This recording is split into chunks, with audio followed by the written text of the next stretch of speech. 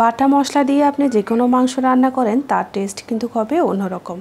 আজকে আপনাদের সাথে শেয়ার করব বাটা মশলায় কবুতরের মাংস রান্না, আর এটার টেস্টও কিন্তু বেশ ভালো হয়। আসসালামু আলাইকুম এভরিওয়ান, সবাইকে রসনা বিলাস থেকে অনেক অনেক স্বাগত।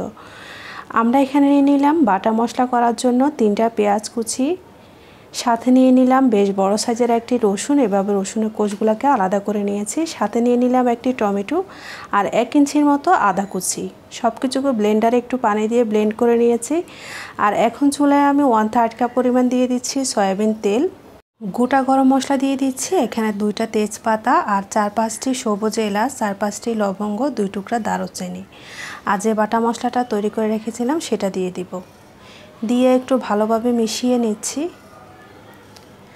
এখন অ্যাড করে দিচ্ছি স্বাদ মতো লবণ, অ্যাড করছি 1/2 টেবিল চামচ পরিমাণ হলুদ গুঁড়া, 1 টেবিল চামচ দিয়ে দিচ্ছি লাল মরিচের গুঁড়া, 1/2 টেবিল চামচ পরিমাণ জিরার গুঁড়া, 1/2 টেবিল চামচ দিয়ে দিচ্ছি ধনিয়ার গুঁড়া।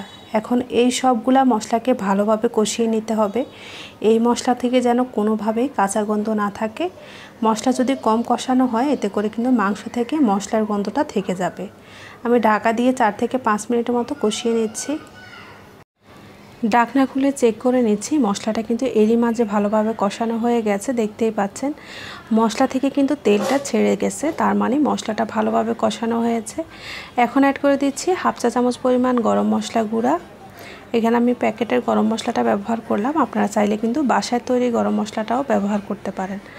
আর দিয়ে দিচ্ছি কবুতরের মাংস। এখানে আমি 1 জোড়া পরিমাণ কবুতর ব্যবহার করেছি, আপনারা আর একটু বাড়িয়ে কিংবা কমিয়েও ব্যবহার করতে পারেন। সেক্ষেত্রে মশলার পরিমাণটাও বাড়িয়ে কিংবা কমিয়ে ব্যবহার করবেন।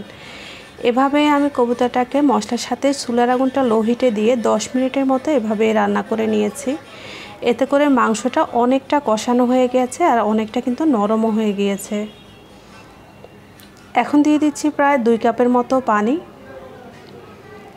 পানি দিয়ে ভালোভাবে মিশিয়ে নিব। মিশিয়ে নেওয়া হয়ে গেলে এটাকে একেবারে মিডিয়াম টু লো হিটের মাঝামাঝি দিয়ে আমি বেশ কিছুক্ষণ রান্না করে নিয়েছি।